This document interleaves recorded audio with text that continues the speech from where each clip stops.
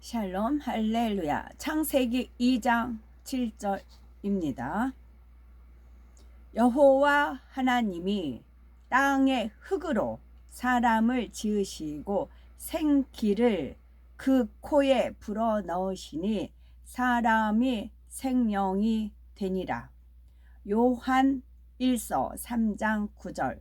하나님께로부터 난 자마다 죄를 짓지 아니하나니 이는 하나님의 씨가 그의 속에 거하며 그도 범죄하지 못하는 것은 하나님께로부터 났음이라. 아멘. 창세기 그 항해 29번째 생명의 씨로서는 첫 번째입니다.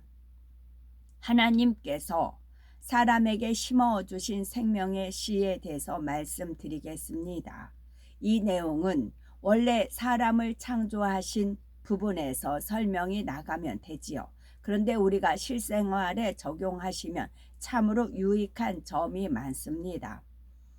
우리는 이 말씀을 통해서 항상 건강하고 활력이 넘치며 범사에 복된 삶을 사셔야 되겠는데요. 창세기 2장 7절에 보니 여호와 하나님이 흙으로 사람을 지으시고 생기를 그 코에 불어 넣으시니 사람이 생명이 된지라 말씀했습니다. 이 말씀은 아버지 하나님께서 첫사람 아담을 지으신 장면을 설명한 것이지요. 하나님께서 흙으로 사람의 각 부분을 지으시는 대로 흙덩이에서 인체로 바뀌었습니다. 이렇게 될 수 있었던 것은 흙을 빚으시는 하나님의 손에서 근본의 빛이 계속 나갔기 때문이지요.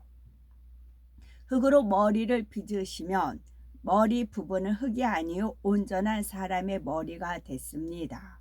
또 몸통을 빚으시면 빚으시는 대로 온전한 사람이 몸통이 되었지요.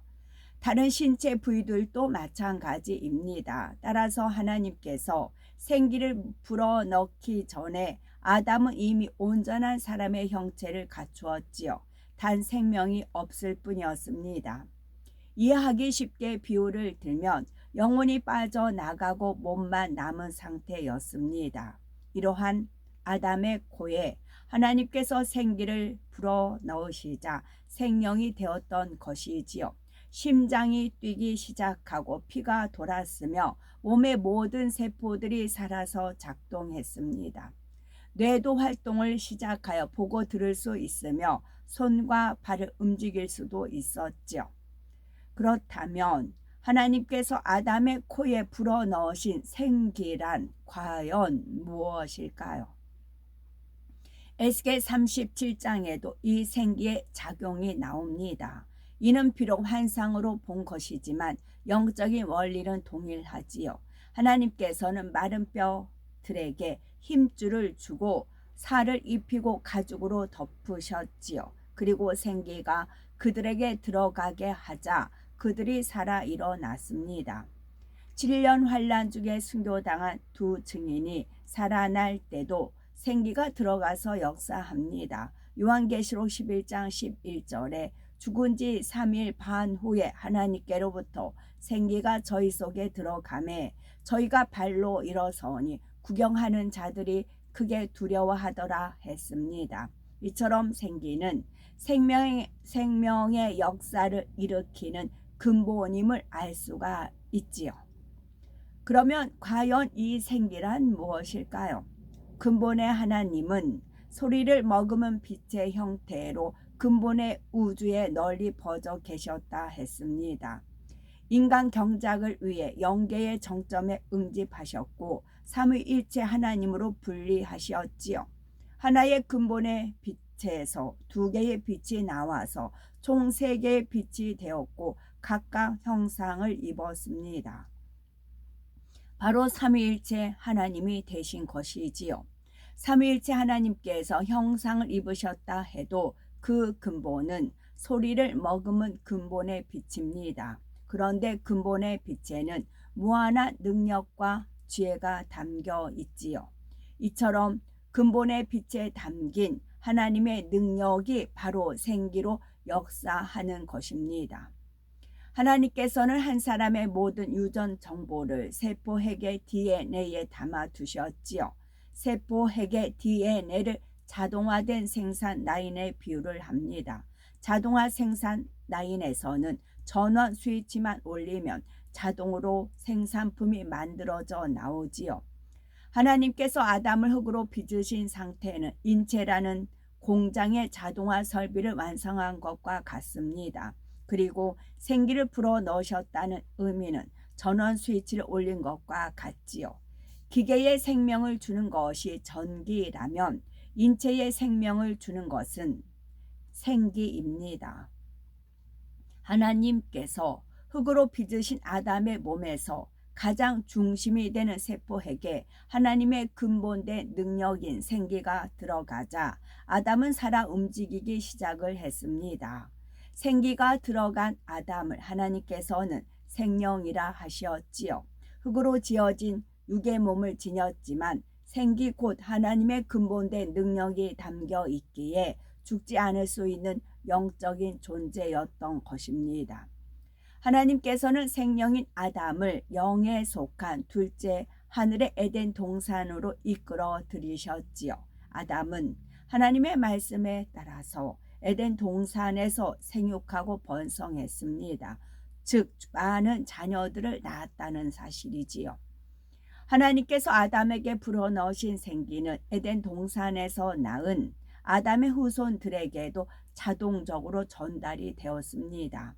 에덴 동산에 있는 아담의 후손들은 이처럼 생명의 존재이기에 잉태되고 성장하는 모든 과정에서 생기의 영향을 받습니다.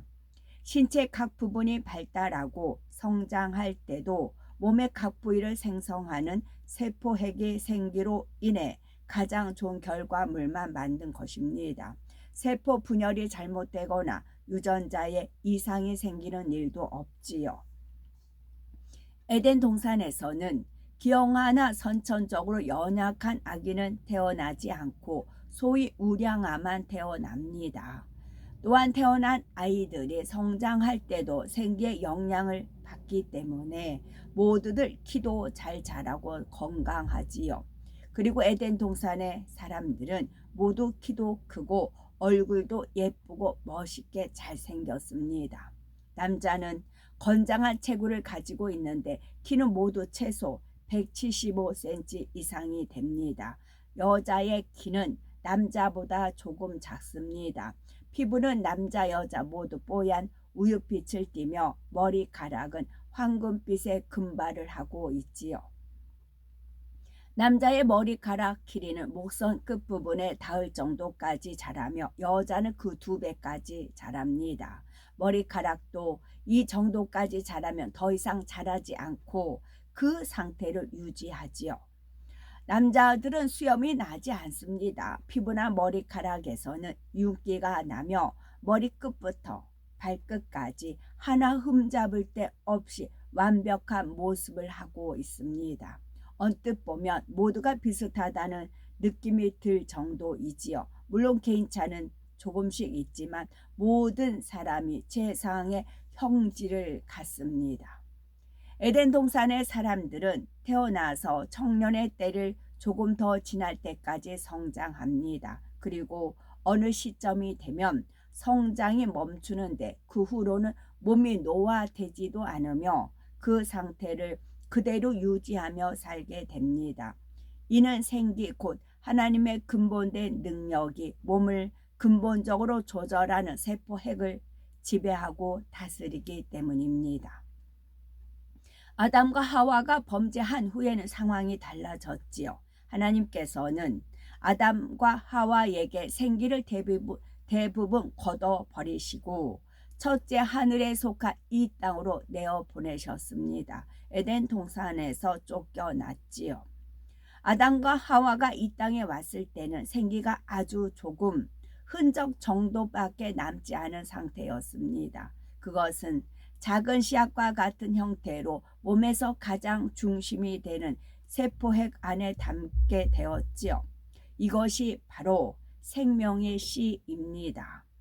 아담과 하와에게 그나마 생명의 씨가 있었기에 에덴 동산의 삶을 잊지 않고 기억하며 하나님을 찾고 믿을 수가 있었습니다. 그러나 이제는 육의 흐름을 따라 점차 노화가 되었지요. 이 땅에 내려와서 930년 동안 살다가 육은 죽음을 맞이하게 됩니다. 에덴 동산에 살았더라면 생기로 충만하여 늙지도 않았을 것이고 죽지도 않았을 것입니다.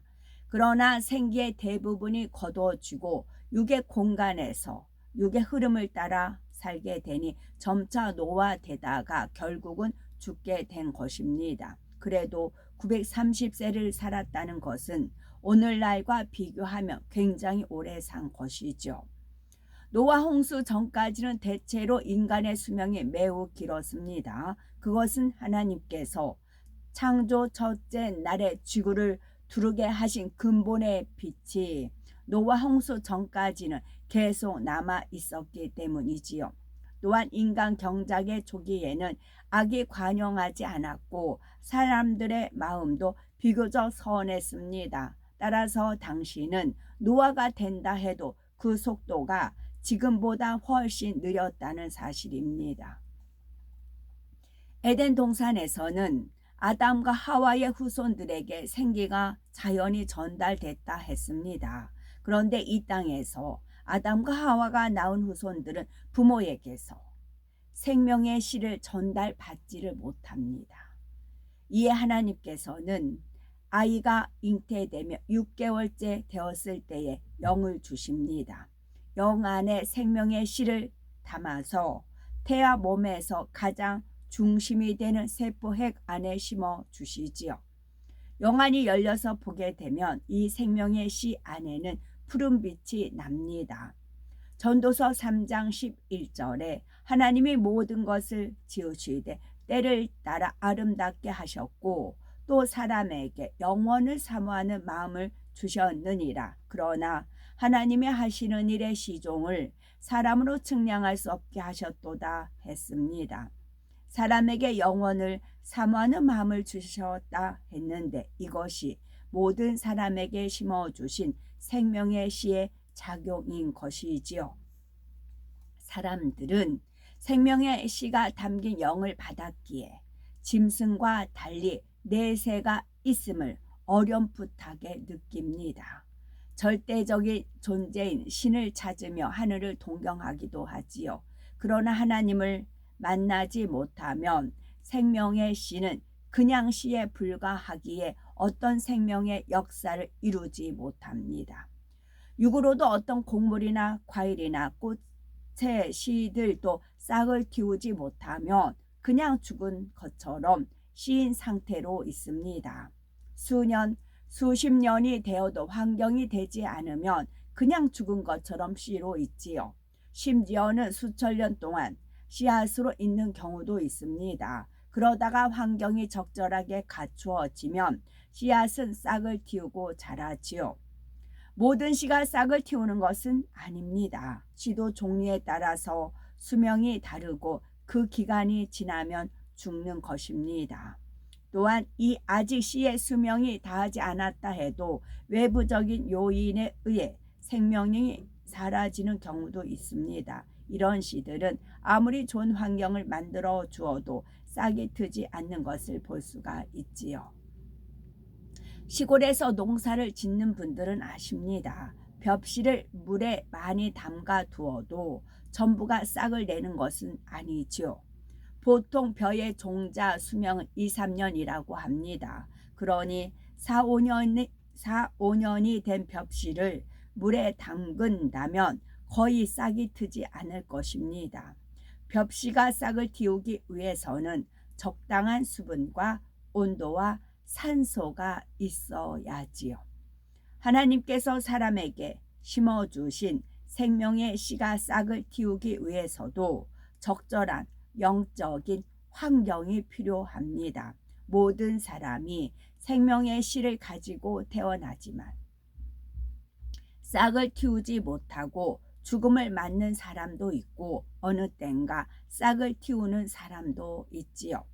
또한 싹이 트긴 했지만 조금 자라다 멈춘 사람, 계속 자라서 온전한 분량까지 이른 사람 등 사람마다 처한 영적인 환경과 자신의 노력에 따라서 다양합니다. 생명의 씨가 싹을 틔우기에 좋은 그런 환경이란 무엇일까요? 생명의 씨는 하나님의 능력이 담긴 근본의 빛을 조금 떼어서 심어주신 것입니다. 그러므로 생명의 씨의 근본 속성은 영이요, 선이요, 진리요, 빛입니다. 따라서 사람의 마음이 선할수록 생명의 씨가 싹을 틔우기에 좋은 환경이 됩니다. 생명의 씨가 싹이 튼다는 것은 결국 성령으로 거듭나는 것이지요. 성령으로 거듭나기 위해서는 먼저 예수 그리스도를 영접하여 죄 사함을 받아야 합니다. 마음이 선할수록 복음을 들으면 더 쉽게 믿고 받아들입니다. 예수님의 십자가 구속의 섭리 자체가 선과 사랑의 결정체이기 때문입니다. 근본 하나님의 본체인 예수님께서 죄인들을 구원하시기 위해서 육신을 입고 이 땅에 오셨지요. 아무리 죄가 없으심에도, 아무런 죄가 없으심에도 저주받은 자처럼 나무에 달렸고 보혈을 아낌없이 흘려주셨습니다. 진정 마음의 선이 조금이라도 있는 사람이라면 이처럼 자신을 온전히 희생하신 예수님의 선과 사랑에 감동을 받게 됩니다. 예수님을 자신의 구세주로 영접하게 되지요. 이러한 사람에게 아버지 하나님께서는 성령을 선물로 보내주십니다. 사도행전 2장 38절에 베드로가 가로되 너희가 회개하여 각각 예수 그리스도의 이름으로 세례를 받고 죄 사함을 얻으라. 그리하면 성령을 선물로 받으리니 이렇게 임한 성령께서 바로 생명의 씨의 싹을 틔워 주십니다. 그동안은 딱딱한 껍질에 쌓여서 마치 죽은 것처럼 가만히 있었던 생명의 씨가 이제 생명 활동을 시작하게 됩니다. 이에 대해서 요한복음 3장 6절은 성령으로 난 것은 영이니라고 말씀하셨지요. 성령이 오시기 전인 구약 시대에는 어떻게 생명의 씨가 깨어날 수가 있었을까요?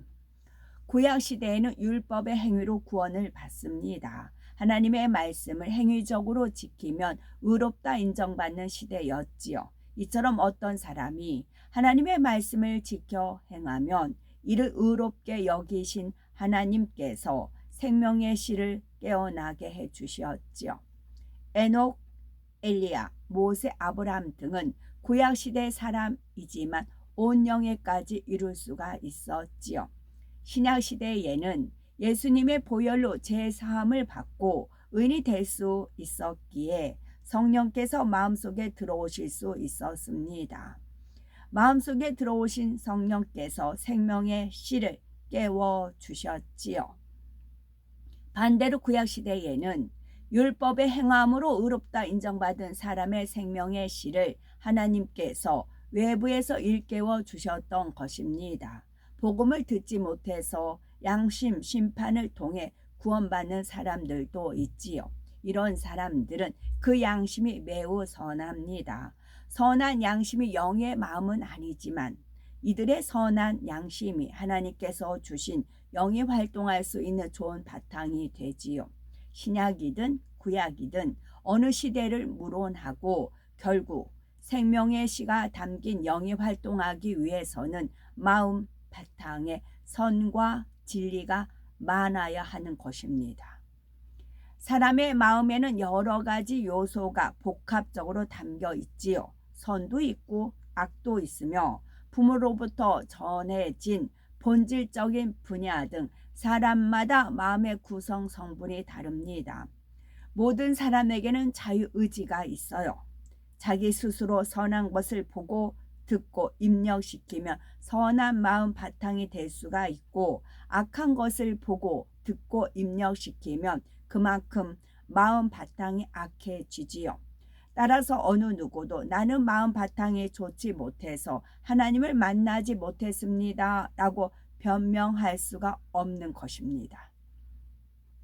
생명의 씨가 틔워진 다음에는 반드시 자라가야 합니다. 식물은 싹이 트면 물과 햇빛을 계속 공급해 줘야 자라지요. 이처럼 생명의 씨도 성령으로 싹 튼 다음에는 영적인 물과 빛을 계속 공급받아야 자랍니다. 곧 하나님의 말씀을 영으로 삼아 양식 삼아 곧 하나님의 말씀을 영으로 양식 삼아야 그 사람의 영이 성장할 수가 있습니다. 하나님께서 생명의 씨를 영 안에 담아서 사람 몸의 중심되는 핵 속에 심어 주셨다 했지요.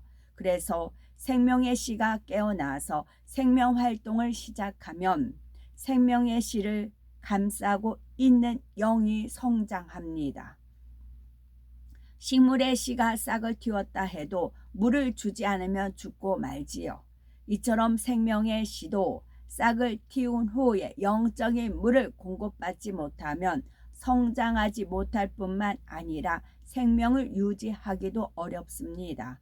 그래서 요한복음 6장 53절에 예수께서 이르시되 내가 진실로 진실로 너에게 이르노니 인자의 살을 먹지 아니하고 인자의 피를 마시지 아니하면 너희 속에 생명이 없느니라 말씀하신 것입니다. 영적으로 인자의 살을 먹고 인자의 피를 마신다는 것은 그럼 무슨 뜻일까요? 영적인 물인 하나님의 말씀을 마음에 담고 빛 가운데 행하는 것입니다. 이처럼 영적인 물과 빛이 마음에 임하면 마음에 있는 영이 성장하게 됩니다. 요한 1서 3장 9절에 보니 하나님께로서 난 자마다 죄를 짓지 아니하나니 이는 하나님의 씨가 그의 속에 거함이요 라고 말씀하셨지요. 하나님께로서 난 자들 곧 예수 그리스도로 인해서 구원받은 사람들은 죄를 지어서는 안 됨을 말씀합니다. 왜냐하면 하나님의 씨가 그의 속에 거하기 때문이지요. 하나님께서 심어주신 생명의 씨가 깨어난 후에는 영적인 물인 하나님의 말씀을 계속 공급해 줘야 그 생명이 유지가 됩니다. 그런데 또다시 죄를 범하고 사함 받을 수 없는 죄까지 짓는다면 이는 싹튼 씨앗을 다시 죽이는 것과 같지요. 예를 들어서 그리고 여기서 이제 생명의 씨에다가 이제 영에다 계속 하나님 말씀을 공급을 해야 된다. 씨기 자란다고 했어요. 맑은 물이야 되는데 꾸정물, 똥물, 쓰레기 담겨 있는 물, 그런 잘못된 사상에 원수마귀 사단 루시퍼의 그런 이제 사주를 받은 물을 계속 먹어요. 그럼 이게 성장할 수가 있을까요? 악취만 나는 것뿐입니다. 썩어 들어가요. 예를 들어서 잘 자라던 화초를 어느 날부터 빛이 없는 캄캄한 곳에 방치해 두고 물도 주지 않는다면 결코 죽지 않겠습니까? 이처럼 우리가 한번 성령을 받았다 해도 만일 짐짓 죄를 범해 나간다면 결국 생명을 다시 잃게 되는 것입니다. 우리 예수님께서도 마태복음 7장 21절에 나더러 주여 주여 하는 자마다 천국에 다 들어갈 것이 아니요 다만 하늘에 계신 내 아버지의 뜻대로 행하는 자라야 들어가리라 말씀하셨습니다. 이 하나님 말씀대로 꾸준히 하루하루 살다 보면 어느 날 갑자기 그 이제 보너스라는 게 있잖아요. 기존 월급에 있고 또 보너스도 있고 나오고 보너스 50% 100% 나오고 그러잖아요. 그래서 그 보너스를 가지고 이제 이제 유용하게 쓰죠. 저 같은 경우도 그냥 궁금했었어요. 왜 찬양을 할 때는 마음껏 내 영이 막 그 춤을 추듯이 그러는데 찬양할 때만 왜 그럴까? 노래가 나올 때만 왜 그럴까? 이제 하나님 선물이고 은총이 나는데 왜 그럴까? 그랬었던 거였지요. 그랬을 때 이제 그 풀어 받은 겁니다. 이게 보너스였고 선물이었고 그렇습니다. 아멘. 샬롬.